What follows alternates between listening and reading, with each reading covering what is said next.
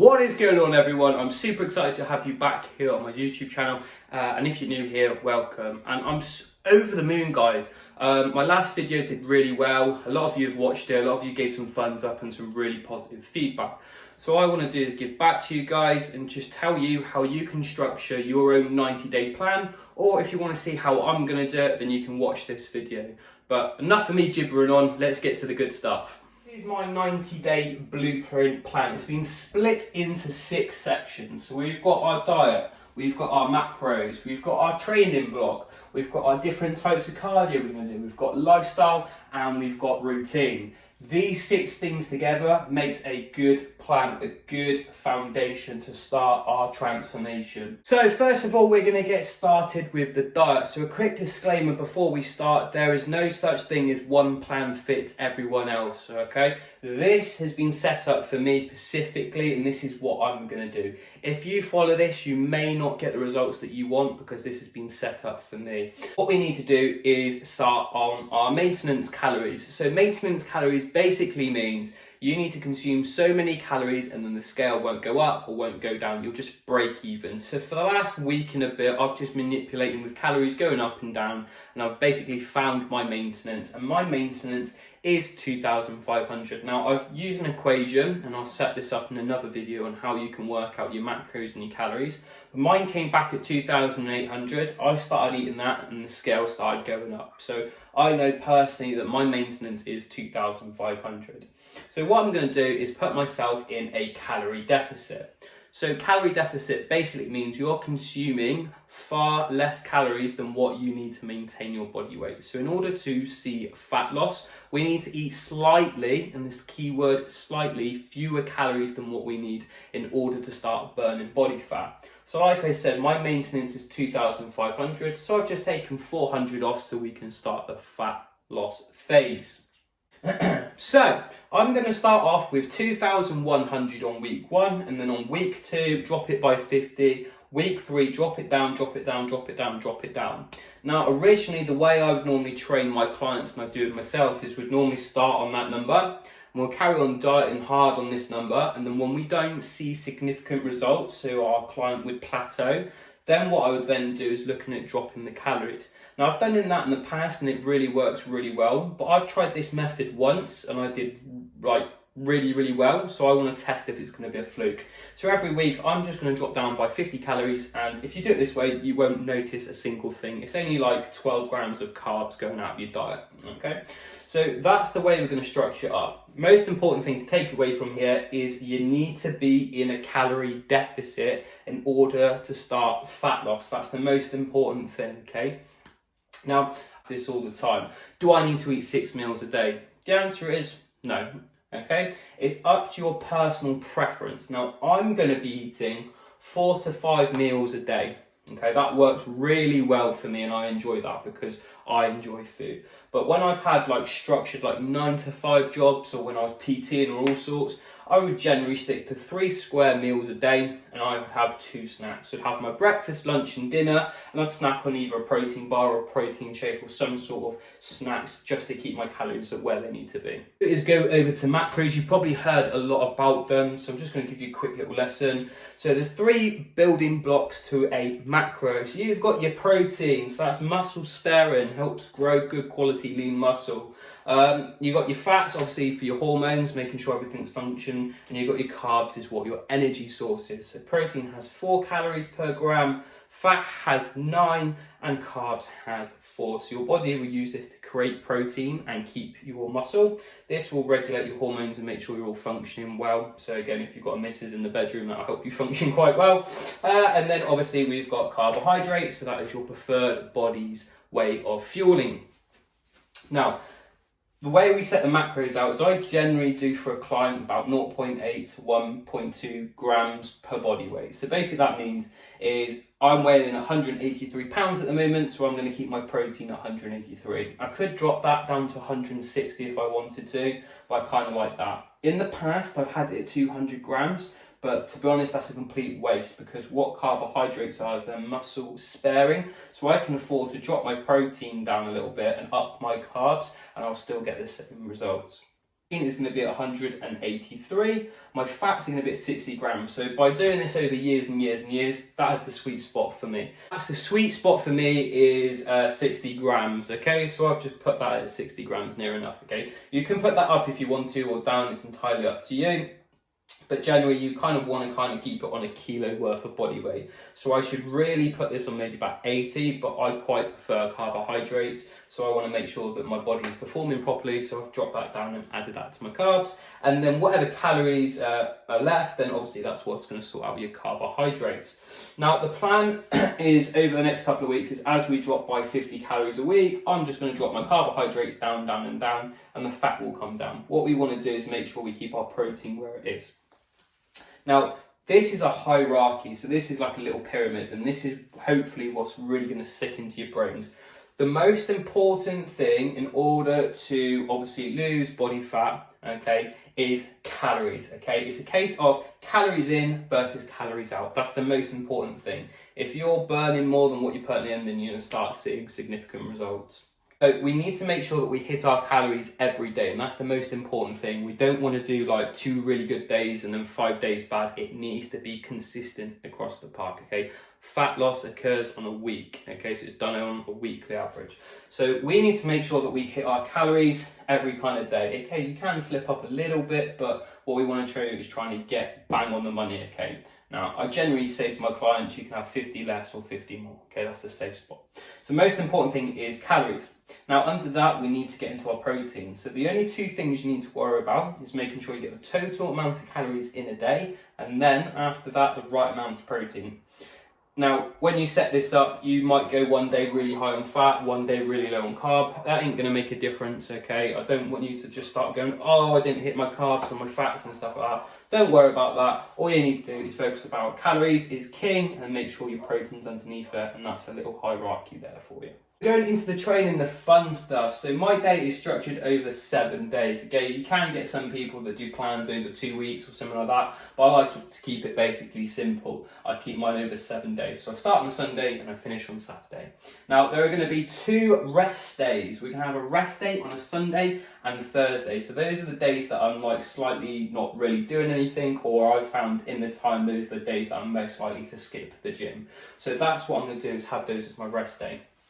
Now, what I've got is I've got 3 big compound days, and then I've got 2 isolation days / Metcon days. So my compound days are Monday, Wednesday and Friday. So I like to have a couple of days off in between.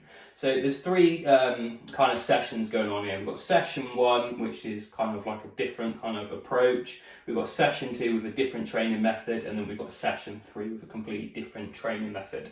Friday is always going to be my heaviest lifting days, just because I enjoy Big Friday, and most importantly, when you're in a calorie deficit, you want to try and keep your strength. So as your calories are going to drop and drop, your strength will decrease. So what you want to do is make sure you're lifting plenty of weight, so that way we can keep our muscle. If you're doing this high rep, high volume kind of thing, you're not going to keep your significant muscle that you've been growing and trying to achieve and keep. So you need to make sure that you're doing heavy weight training, okay? Like 3 sets of 20 isn't going to cut it, okay? We need to put the muscle under stress. We need to give it a reason to stay. So my big compound days are squats, deadlifts, snatches, all that good stuff, and they're going to be on Monday, Wednesday and Friday. Tuesdays and Saturdays are my isolation / Metcon kind of days. So again, it's more bodybuilding, so working on weaker lacking parts, and just generally getting a pump on, and just kind of not really much structure, just kind of going on with how I feel. If I feel like I'm absolutely battered from that session, then what I can do is work on different body parts going forward. And the Metcon is just like kind of my conditioning kind of thing, so just making sure that I'm burning calories and kind of CrossFit kind of things. As this program goes on and we get deeper and deeper, I will then look at pulling Thursday in, adding that as a cardio day. But again, I'll talk to you that now. So that's the training. Cardiovascular. So a lot of people, when they start dieting, they go full balls to walls and they start doing 6 cardio sessions a week, and they do really well and they hit a plateau. The problem is, if you're doing 6 sessions a week, how can you up that? Okay, it's just too much. Your body isn't going to recover, and you've basically wasted all your resources. So I'm going to start with 3 cardio sessions a week, up it to 4 when I need to, and up it to 5. So that's the most important thing. Now, there's a big, huge debate on which is better for you. So you've got HIIT. HIIT stands for high intensity interval training. So that's like sprints on a treadmill and just like sprints on a rower or running or anything that's really, really high intensity, and you can only keep it for about 10 to 20 seconds and then you have to stop again. So that's HIIT. Then you've got what we call here is LISS. LISS is low intensity steady state. So that's just walking on a treadmill, going for a walk, cycling and stuff like that. It's just low intensity, okay? Now, personally, in the past, I've done really well with HIIT, and then I've got a little bit lazy in the past and I've gone over to LISS. What I'm going to be doing this time is going back to HIIT and back to LISS, okay? So when I'm feeling it, I'll be doing HIIT. But if I can't recover on time, so say a big Friday, I do really, really big heavy lifts, and my body just doesn't want to perform, I'm going to do LISS. So I'm just going to go out for a walk and put some headphones in, listen to a podcast or answer any emails I have. So that's the most important thing there. Now, people overlook this and look into too much detail on like how many calories they've burnt, all of this. What they're completely missing is this most important acronym here, NEAT, non-exercise activity thermogenesis. So basically that means that you're moving around. So it's calories that you're not counting. So if you live in London and you walk to the bus stop, or you've got to walk to work and then get on the escalators, what you want to do is try to accumulate more NEAT. So in your day-to-day life, just basically take the stairs instead of using the elevator. If you're on an escalator, walk up the stairs. If you catch a bus, walk down to the next bus stop. What we want to try and do is accumulate more calories burned through this. Calories burned through this is far more higher than what this is going to perform. A good little tip that I use is I like to park really far away from the supermarket so I can get a few extra steps in. We do more NEAT, this will accumulate this and we'll get better results. I've got lifestyle. So these are a few little bullet points I want to talk to you about. So it's really important that you get yourself a sleep pattern. So you go to bed at the same time and you wake up, okay? Your body needs to be recovered. So if you're getting 4 hours sleep one night and 6 hours the other, your body's not going to recover. What we want to do is give it enough time to recover, and that's where most progress is found. And this is where you're obviously going to get bigger, faster and stronger. You need to recover. What we want to do is try and stress out the body as less as possible. So if we can make sure that we're sleeping properly, we've got our training on point, then as long as we reduce stress, then obviously that's going to make it a lot easier. Okay, if people that have a high stress job, they will struggle with this because that's all they're focusing on is stress, and your body will not lose body fat if it's stressed out. So what we want to try and do is drop it down. Now, so we're in isolation at the moment, so this one isn't really of a problem, but some people like to go out drinking and they like to go out, okay? Now you can get results and you can get really good results training really well, and you can still have a lifestyle is what I like to preach. So you can go out and have a few drinks and still see results, so you need just to factor that in. Next one is eating out. So a lot of people like eating out maybe once or twice a week. You can do that perfectly fine and still get results. Okay? As long as you stay in with your macros and your calories, then you can easily eat out. And then the next one is balancing your family and your friends. You do not have to shut off from your family and friends completely. You don't have to go into the gym and bury yourself for 12 weeks and then come back out and say, hey, look at me, the new shredded me, and everyone will be like, where have you been, okay? You do need to put your family and friends in there, and that's how we're structuring that. For me, you need to make this part of your lifestyle, okay? Training, nutrition, the gym is part of a lifestyle. I'm a big advocacy for routine, and I absolutely love it. I hate it when my routine gets broken up. So most important is we need to stay consistent, okay? So we need to make sure that we're consistently training, consistently hitting our calories. That's the most important thing. What we don't want to be doing is doing tracking here this day, not tracking there, not training, and just doing it willy-nilly, okay? What we need to do is consistently stick to this program. All I like to say to everyone is believe in the process, believe in the program. You stick to that, that's when you can get results. Now, a lot of people are quick to judge programs and say, oh, it didn't work for me. I've had it in the past with clients, and I've said, have you stuck to your calories? Have you stuck to your training? And they go, no, I didn't really do any of that. I said, well, how can you justify and say that was a bad plan? If you did not stick to it all the way to the end, then you can give feedback on that way. But if you're not following the process and the plan, you can't comment on that. So that's the most important thing, is stick with it, okay? Now, progression. Now, what we've done in here is we're progressively dropping our calories down and down and down. So that way we make sure we've got progression. So the only way that you're going to get better with anything is making sure you're getting better.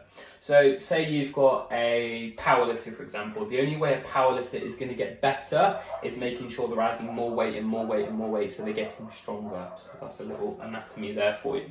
The next one is making sure that we've got a good routine so we can form good habits. So I'm very much a big believer of, if you've got momentum behind you, you can really push forward and things will start working for you. So if all of this is linking into place, and everything else will do, okay? So I'm a big believer. If you've got some good luck, it will follow you. Next thing is obviously tracking. So what we want to do is making sure we're tracking our lifts. So again, what we're going to do is write down what exercises we're doing, and then making sure that we've got a list of how much we're lifting. So as we're getting weaker, we want to try and keep that weight, and we're also tracking our calories and our macros. So we've got that. The next one is goal setting. So obviously the 90 days, I've got it planned out in my brain that I've got a start date and I've got an end date. The great thing with having a start and end date is that day up there is never going to change. Okay, there's nothing that I can do about it. That is the end goal. If I get to that time and I've not got the results that I want to, then that's my problem, okay? We're not moving the goalpost whatsoever.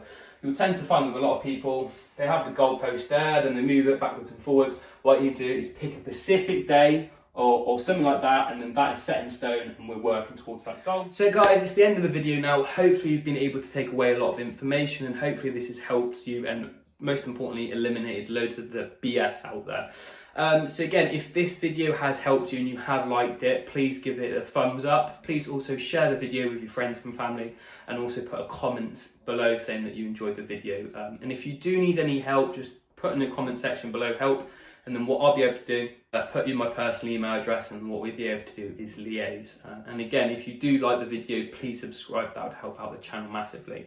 But anyway, enough of that. Hopefully you've taken away a lot of information, and what we're going to do is create a few more videos like this, and hopefully you can see it a little bit better when I write it down. And again, stay safe out there, guys. Make sure you're being responsible, and I'll catch you in with the next one.